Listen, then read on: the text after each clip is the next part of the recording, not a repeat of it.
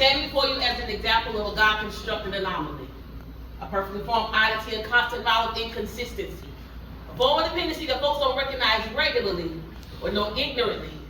See, I'm your woman, your wife, your boo, your pastor, your lover. I am more than I can view of lover at sight. More than these curves, these breasts, these hips, these thighs. More than a pretty face average weight or short in height.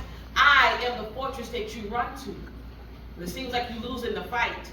Or the shield that protects you from the weapons from the outside in. And when the engine of your blood gets slowed down because of knockdowns and turnarounds, I'll be around to cover you from your hurts like the thickness of your skin. I am the prototype. I make the wrongs right. When you feel like the left, you can lay your head in my chest full of taste to heaven, and I give you hell if you choose otherwise. Why? Because my expectations are high like your light bill. But you trust me like a dollar bill, because in God we trust to make this package of noodles and this pitch of Kool-Aid a meal, because the real deal is I can turn this burnt bologna into steak. Take the unstimulated womb of your dreams and turn it to auto-populated. If you bring me your mistakes, I merge it with my means of encouragement and my faith. Burn out the wilds of the world. You give me an hour. I take what you thought was shit and turn it into chocolate cake. I am a magician on a mission to take you from the deadlock of mediocrity and put you in a more powerful position. I'm your woman, your lady. And whether it's vintage or sadly come lately, one of you consider me a run-of-the-mill or an abnormality. I carry the zygote in my femininity called the future. Therefore, I am a necessity. And even if I'm not appreciated consistently, I guarantee you, if we part our ways separately, like taking the agate off your shoelaces, things come around quickly, as fierce as a typhoon, smooth as Marvin Gaye tunes. I can make things come in motion and stand and pause. So when I ask him for that card to go to the mall, I want no pushback. Because as much as I have your back, you'll get it back. Because whenever life throws at you, I'll keep coming back and coming back and coming back. You want to know why? Because I am an example of a God-constructed anomaly. A perfectly formed odyssey, a constant model of inconsistency. A form of dependency that folks don't recognize regularly or know ignorantly. You see, I am your woman. Hey, ATL, how y'all doing?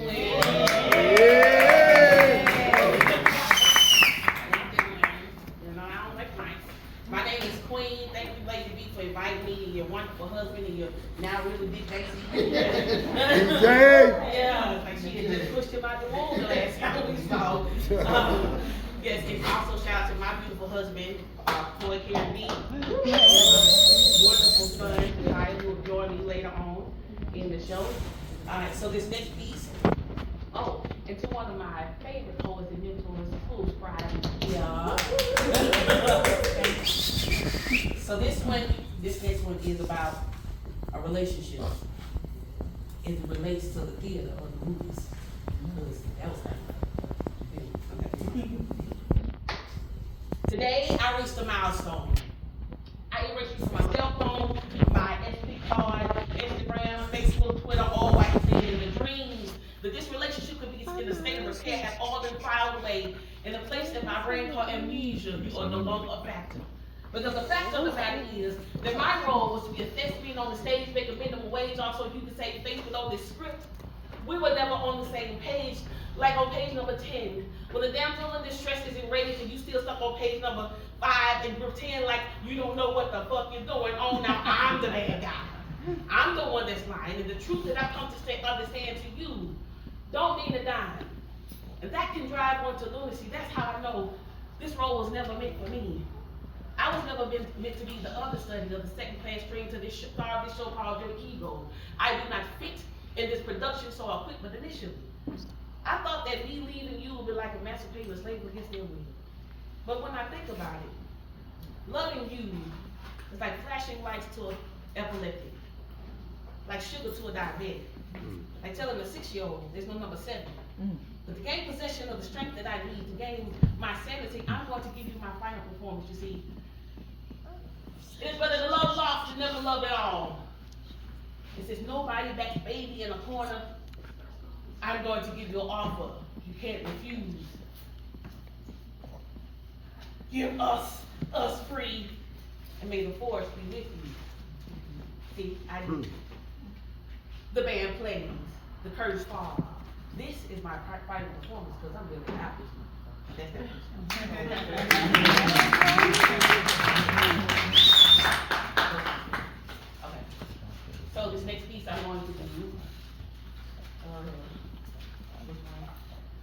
Buzz don't scare me. I wrote this piece in honor of my dad, who was diagnosed with liver cancer. And it really kind of got under my skin, so what we poets do, we write about it. So I wrote about it. What most folks don't know is that me and my dad used to pick words out of the dirt right after lunchtime. That's why bugs don't scare me. A lifetime in the shadow of greatness, he was determined to be the opposite of what he had seen. So he took a nightmare and a dream, he made them shake hands after fight. There he stood. As a little preacher with a teacher's degree with a visionary's mentality, I saw him pull books out of everywhere to study heaven when hell was everywhere. But he dared you to speak ill about his God on the Lord's church, because his work is to make sure that their souls were watchful, constantly praying for folks that would rather take 4 fingers in one moment. Instead of lifting their hands in gratitude, rather way swallowing blessings like imaginary friends in the dumb. But every Sunday, he would stand and preach until the battle was won. Always on the road, tired from saving souls, trying to fix messes that hirelings sold good men are hard to come by. But here he looks me in my eye to say that the same disease that he's laid hands on and fled, chased away its presence on deathbeds, has now spread to his liver. God, you got to be kidding me. You want me to believe that a strong black man with no risk on creditors do not call this handpicked to be one of your homeboys to let the nobodies to be somebody who's allowed this demon to spread through his body, not my daddy, not to call in the middle of the night, always war with church folks who know their crap ain't right, missing our recitals so we can hear about you. We knew that he was strong because he helped me get my faith back when all mine was gone. I have seen him say a word that say pimps to nightclub dancers. So how is it that my daddy got cancer? Now initially, I wanted to be mad, but he taught me about your power. So I'm not asking for a highway in the middle of the sea. I'm not asking for bread to rain down from the sky. I'm not asking you to show me 10 lepers of how you heal the feeble. I'm not even asking for the hem of your garment. I just need the thread from the needle.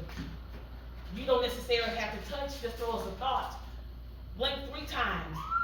Let one of your eyelashes brush across his forehead. I don't mean to beg, but I need this prayer to be answered badly.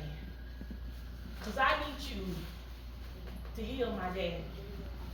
You see, what most folks don't realize, that me and my daddy used to pick words out of the dirt right after lunchtime. That's why bugs don't scare me.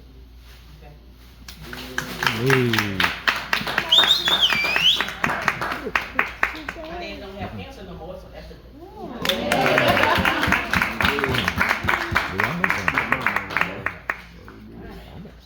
So this next piece. Can you move the mic to the side since you're not using it?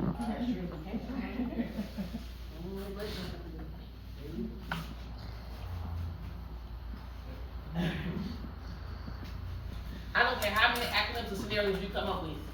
Don't you ever call me a bitch. Huh. And I know that word has replaced. Let's go ahead. I don't care how many acronyms or scenarios you come up with. Don't you ever call me a bitch.